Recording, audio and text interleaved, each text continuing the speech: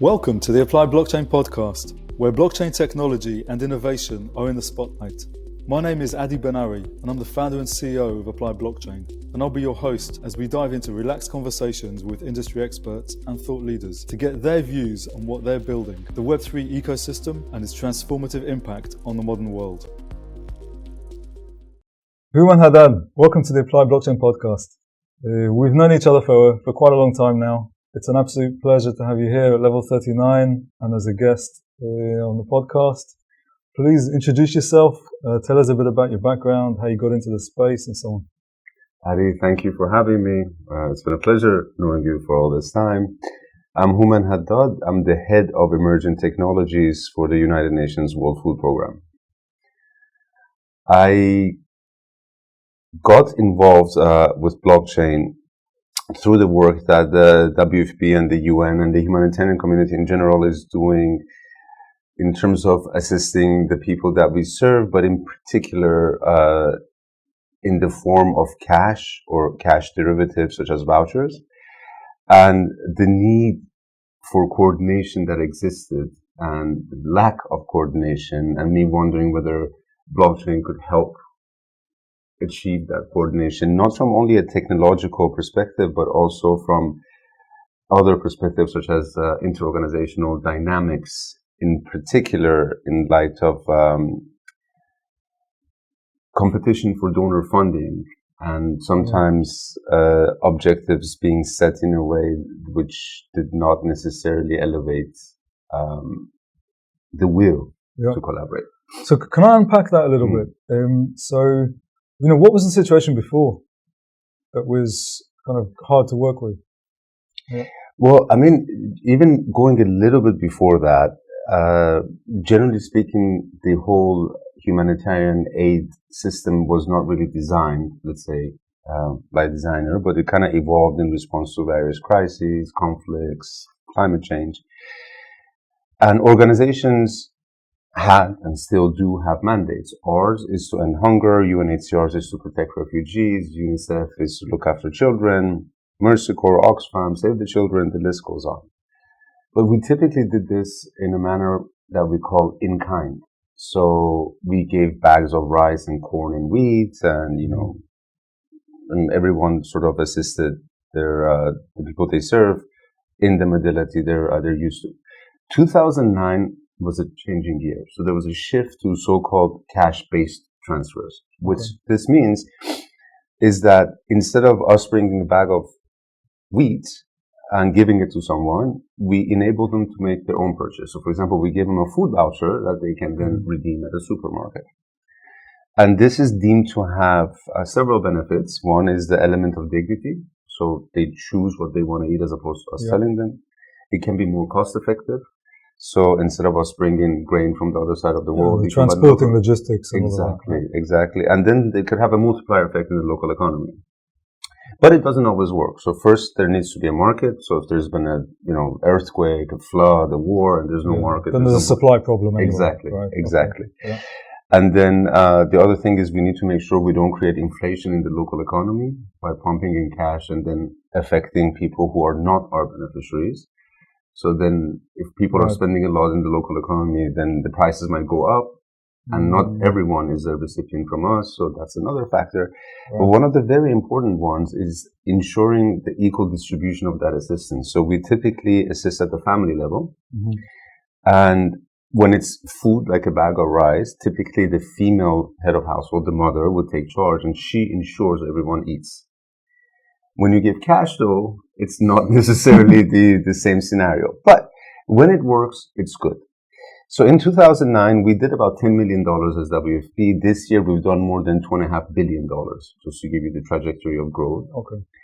And we're not the only ones. There are many other humanitarian organizations doing this. So we've ended up in a situation where many humanitarian organizations are giving essentially the same thing to the same people, but there is no granular visibility of exactly who has assisted whom with what.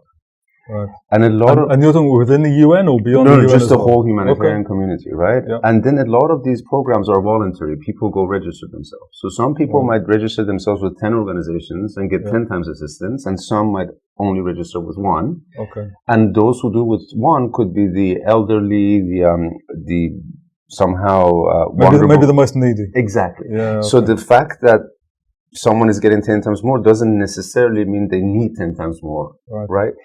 And so this was the main problem that I was hoping to overcome with blockchain. And again, noting it's not just a technological issue. There are other issues which I'm happy to go into if you think it might be interesting. Maybe just give us like a sprinkling of those. Right? So in this environment, we're essentially giving either cash or cash-based transfers to the same people. We still have the same donors, and we're all competing for funding from the donors. So if you had a traditional database, everyone, all the beneficiaries were there, all their assistance was there, it'd be easy to coordinate. But then this database, the system would typically have an owner, an administrator, one of the organizations. And if the other organizations are seen using other organization's system, it would be an admission that that organization is somehow better positioned. Yeah, it's kind of managing more. Exactly, or they have a better system, and this could then be a negative with their donors, so they could get less cash. Okay, so there's a competitive situation. Exactly. So the system ownership issue, which is not a technological one, but maybe a political one, is and definitely was a big issue. Okay, and that's why just digitizing wouldn't be enough. Yeah. Right? Okay. Yeah. Because there's a trust problem with whoever would be managing that system. Trust in a sense, but also an image and perception problem that you're using someone else's system, so somehow they're better than you, and therefore you're not worthy of receiving funding. Yes. Yeah, it's as if one of the banks was managing SWIFT, right? So that bank is doing everything, and they're really, if you're going to trust one bank, it's probably going to be that one. Exactly. Right? Exactly. Okay. Yeah. So then what we thought is that, okay, building on the architecture of blockchain, what if we then got all the members or all the participating organizations to operate a validator node? And we first create a blockchain network of all these nodes, the infrastructure, if you will. Mm-hmm. And on top of this, we deploy application smart contracts, right? And the one we've developed is the value transfer one, which helps coordinate assistance from various organizations, and then it helps people redeem it from the same wallet, same account. Technically, there's nothing super complicated about it, but in practice, because of the environment we operate in, for example, people don't have phones or connectivity, there are some challenges we have to overcome. Yeah. But the key point is that both on paper, in terms of legal agreements, and on chain, everyone is 100% equal owner, operator, and governor of the system in every conceivable way possible, right? Including validating blocks, including writing transactions. So hopefully we take that ownership issue of our system versus yours out. Yeah. It's a common system on which we put the people we serve at the center, and towards which we contribute assistance which gets coordinated, deduplicated, and from which people can redeem their assistance. Yeah. So in a sense, we kind of go into a co-opetition sort of a scenario. Yeah, there's no advantage to any one exactly. One operator, one person. And this is as opposed to even now where every organization had their own system, they have their version of the person they serve, and assistance is going in silos. Yep. To all the different people without being coordinated, and those different people have to redeem that assistance 10 different ways. Okay. So it's inefficiency all around. So, okay, I want to ask you a hard question. So I get the theory. Yeah. And you know, I've kind of seen this theory in other industries and so on. What's actually happening in practice? Does it work in practice? This is as much a technological experiment as it is a social one. Yes. So in Ukraine, we've had 40 organizations use our system. We've prevented $100 million worth of what we call unintended assistance overlap. This inequality I was talking about. And then resources are limited. There is never enough to serve everyone. So then instead of a certain group having got that extra 100 million, that 100 million now goes to others who got nothing. So it works. So there's an outcome there that was achieved as a result of the platform that would have been very, very hard to achieve had you not done it this way. Is that fair? Yep. But our vision is not to offer this as a service from WFP to others. Yeah. So that it's the WFP nodes, it's the WFP infrastructure, everyone connects, because then you don't need blockchain. Yeah. Our vision and hope is that people will set up their own nodes, Right. they will set up their own backend, and the nodes connect to each other. So we really have that equality. Now, in the case of Ukraine, we got involved on the 16th of April, 2022. Yeah. On the 29th of April, we rolled out the system. So there was really no time for people to reach legal agreements, to sign, to set up nodes and all of that. But we have been working since as hard as we can, and we're, by the way, a small team of 3 people globally. Amazing. To try to invite others to join and to really live that philosophy. We're making headway, but within our world, in particular within the UN, the level of bureaucracy and the level of paperwork and everything is insane. So while we have made progress technologically, even though it's not necessarily easy, I think we've fully achieved everything we want to achieve. Yeah. On this social experiment part that will equalizing the playing field, will making everyone equal owners, operators, and governance, will that cut through some of the stuff? Yeah. In terms of achieving some results, it has, but our full vision of them independently setting up their infrastructure, we're not there yet. So that's, to me, a part that requires definitely more work. Yeah. Noting that we really haven't had any dedicated communication or advocacy resources. We've kind of done it at the best effort as we also develop and roll out and all of that. Yeah. But, technology, it's been by far the easiest part. And that's usually our conversation with our clients. Is they come to us and it works, right? You can do it. It does what it says on the tin. That's not the hard part. Yeah, and that's definitely what we've seen. And I thought Ukraine would be a turning the tide because it's just obvious that there is a need, and the need can be met. And it doesn't need to be in a dominant situation where we say use our system, but you can be a part. But still, it hasn't been as fast as I would have personally hoped for it to happen. Yeah. I think you've done something incredible. And I don't think I've said that before to anyone, certainly not on this podcast. But I think you've done something incredible because you've been at this for quite a long time. But you spotted the opportunity, you spotted the technology, and people come to us and adopt the technology or want to adopt the technology for all sorts of reasons. And you saw, I think, through a lot of the, let's say, noise and what else is going on, something that's actually there, some mechanics and some things that can actually help to solve a real problem. Not to mention the fact that this is actually helping people in need, right, behind all of that. But in an organization like that, which I appreciate isn't always going to be super efficient just because of the bureaucracy and the size and the governments and everything else, you do want to reduce cost and you want to minimize cost and you want to keep things as simple as you can. So you don't want to add complexity. But you found here a technology and you found something in the technology that does genuinely allow you to step forward, to take a step forward with something. You've gone ahead and pushed it through. You've implemented it, you've built it, you've rolled it out, you've got all these people using it. And it is actually doing what it's supposed to do. I mean, I need to share credit back in 2016, 2017. You guys helped us think through some of this, so I am grateful for that. The technical side, which you said was easy.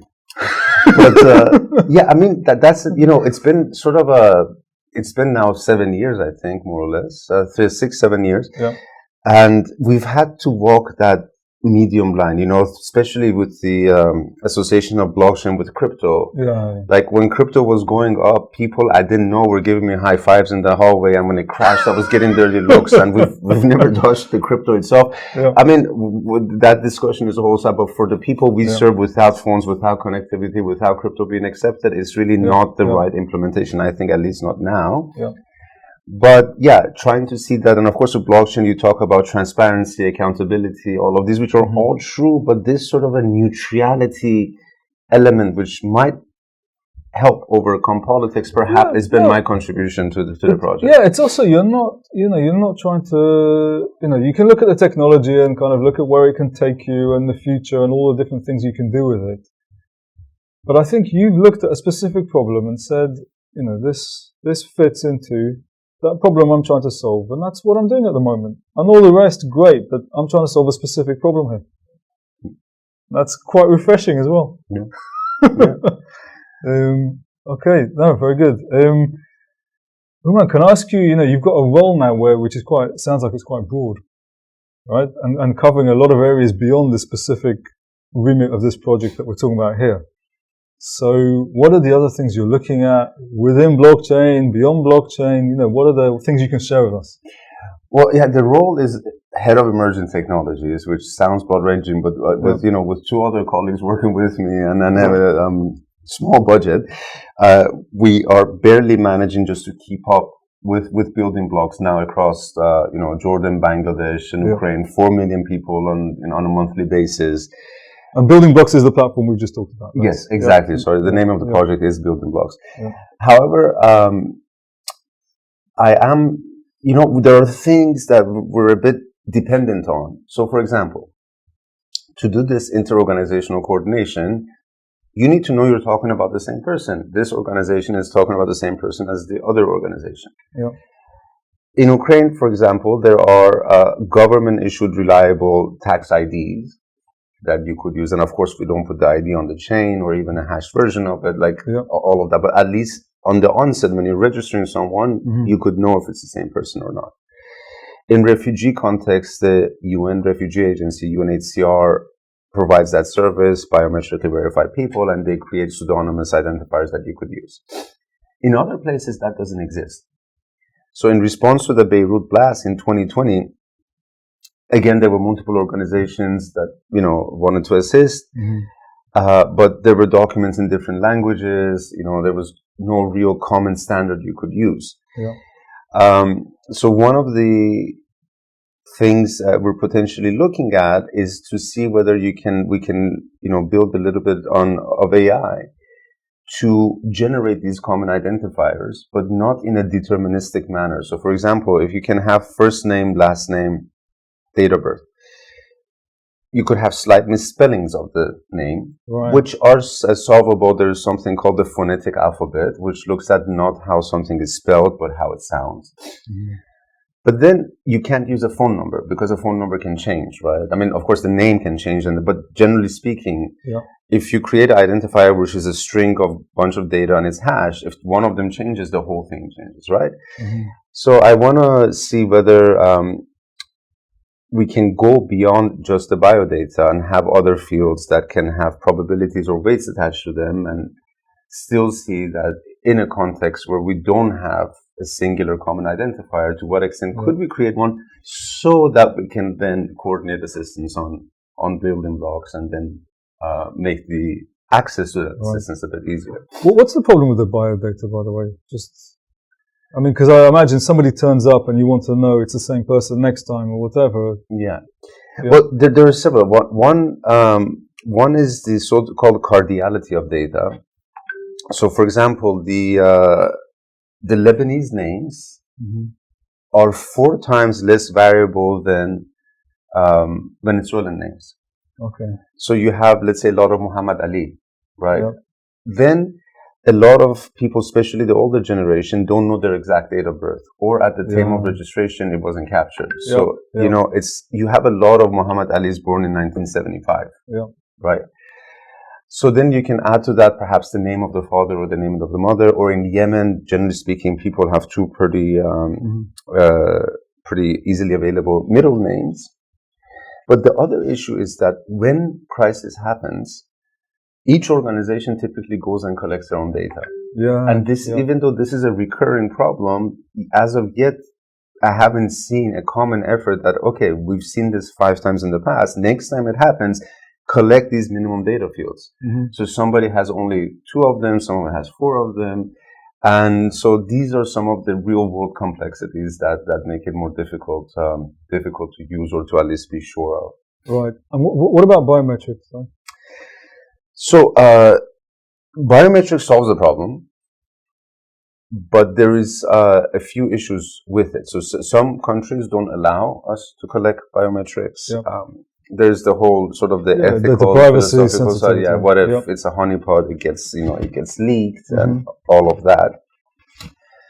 But again, it's about this: who has collected it? So, for example, the simplest scenario is a refugee context. So, in Bangladesh, for example, for the Rohingya refugees in the camps, UNHCR has a mandate to look at look after the refugees. And honestly, a lot of people walk over the border without anything, no document, no nothing. Yeah. So they capture as much data as they can. They also biometrically register people, and each person gets a pseudonymous alphanumeric code. And then people are combined into groups, typically families, and the family gets a pseudonymous alphanumeric code. This is honestly all we need, because for WFP, most of the time we assist at the family level. So we don't need the biometric, we don't need the name. In fact, I don't want to even know it as part of the privacy by design. Yeah. Okay? We get the pseudonymous code, and how many people are in the family, right? So this is code ABC123 and 5 people. We put food assistance for 5 people in there. The beneficiary goes to the supermarket, redeems what they want. They scan their fingerprint. That goes end-to-end encrypted to UNHCR. We don't see it. And all we get back is ABC123. Yeah. And that's enough for us then to trigger the private key and spend the balance, right? Yeah, because you've got the unique identifier. The person shows up again, you know it's them. Exactly. And it's, right? You're sure it's them because it's biometric. So that's an easy way. But in a non-refugee context, then has the government collected this? Is it another organization? And then there's, the data sharing agreements are taken very seriously in the humanitarian world, even between UN organizations, and then there are UN organizations and NGOs. So to get all the agreements, and you don't want to, because biometric registration is pretty intensive process in terms of resources, right? Yeah. People have to come, you have to capture the thing. And devices as well. Yeah, exactly. So then you can't have every organization doing their own. And then if one organization is going to do it, then it's all the agreements and everything else. How is this data going to be shared? So then, particularly in non-refugee context, if UNHCR hasn't collected these, it becomes a logistical or a business challenge of how to actually use these. But in theory, they would solve a lot of problems. There are other ways of doing this. So, for example, instead of having a central biometric registry, that the biometric data is with the person themselves, and every time they come, so let's say it's a QR code with the hash of the template or something, they scan that, and then they scan their fingerprint, so they authenticate against themselves, and that can work. So there's a physical device and the biometric. Or even WFP, through our scope cards, the biometrics are on the card. So when people come, they scan their card, they authenticate. We've put the biometric on the card, but not always have you kept it, right? So, but then what happens if you lose the card? There's always the trade-offs, the classic trades we know that, you get a bit more of which becomes the Achilles heel of the system. Exactly. So, Okay, but it sounds like you can work towards things, but the barriers, again, are probably not technological. Yeah. Right? Yeah, absolutely. They're absolutely not technological. At least that's not what's holding back the majority of what remains to be achieved in terms of results from being achieved. Yeah. Okay, so identity is really that's kind of the main problem space that you're focused on. Is that fair? In a certain sense, yes. So, I mean, if you look at refugees, a refugee on average remains a refugee for 15 years. Some people are born there, some people get married, educated, vaccinated, whatever. And then if they go back home or they're repatriated to a third country, all of that data typically stays back in the various disparate systems of whatever organization assisted them, right? Yeah, the aid organization that was supporting them, right? Government, whatever. And imagine you had a self-sovereign sort of self-sovereign doesn't mean you issued, for me at least, not that you issued the credential, but the fact that the person has all the credentials with them, and they authorize the use of that credential, perhaps through an identifier on the chain. So they control it, and it's in their hands. Imagine you had all of that, and they could then continue using that beyond their refugee period. Yeah.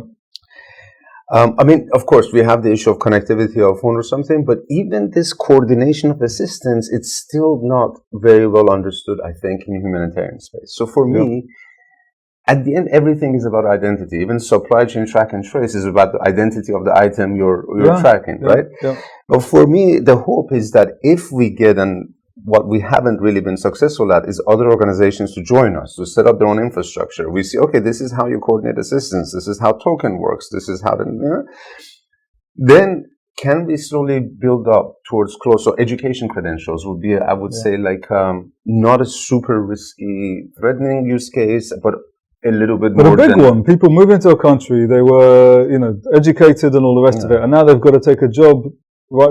They've got to start right from scratch because they haven't got their credentials with them, and nobody, Exactly. haven't got their documentation and all the rest of it. Right? The Syrian refugees, like a lot of them that do go back, realize like their house has been taken by someone else, and there's no record of them having owned that house. So, the list goes on. But my hope is that just taking baby steps, and again, I think the technology is definitely ready now, but showing people, okay, blockchain is not scary. We're not putting refugee passports on the chain for everyone to see. And building that comfort might then help us move towards, let's say, other applications such as digital ID.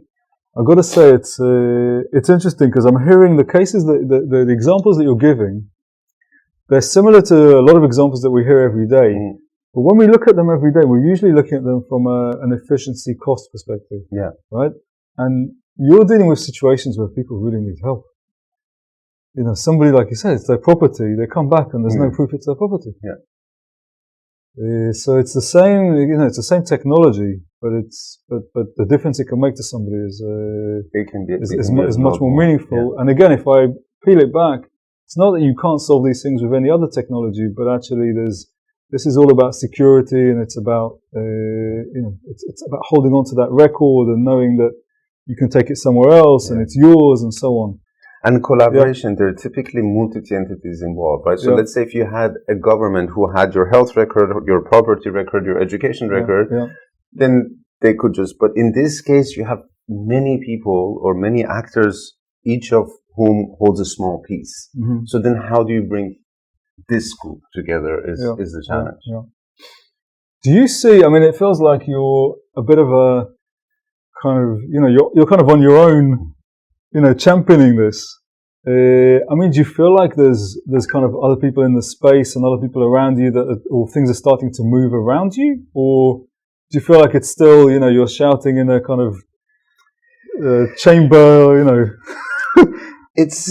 It's a bit tough to answer. It's a bit tough to answer because also recently, generally speaking, and I think in particular the humanitarian world, everyone is very keen on innovation or being innovative. So you set up innovation centers, you have this, and everyone is then keen to do something. It's attractive, And then typically the first use case everyone looks at for blockchain is transferring crypto to beneficiaries because it's the easiest, right? They open a wallet, you transfer some crypto, and it's kind of done. So what I see, that's definitely a lot more happening in that. So at least blockchain is becoming more talked about and there's more initiatives at it. But to tackle the more fundamental, harder problems that involve interorganizational politics, that might involve some uncomfortable conversations, as of yet, I haven't seen much. Having said that, though, one or two or three of the organizations we've been working with, not necessarily on building blocks, but as an organization over the past few years, whereas I felt before, the topic could not even be discussed, we are now discussing it with them, with some genuine potential interest. So to the extent that can be taken as a positive, which I'm taking all of it as a positive, I think we're making progress. But again, the pace compared to the private sector is very, very slow. Okay.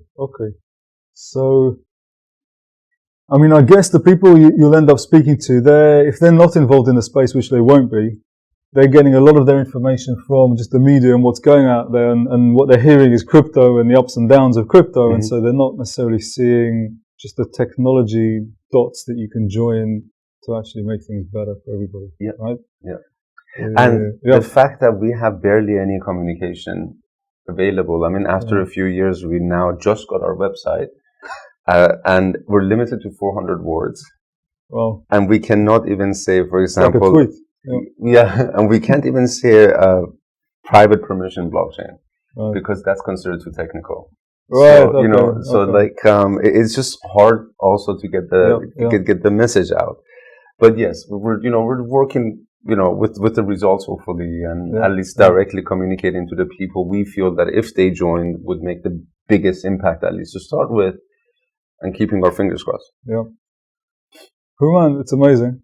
It's been our privilege to be associated with what you're doing, and for you to have included us in some way in the journey.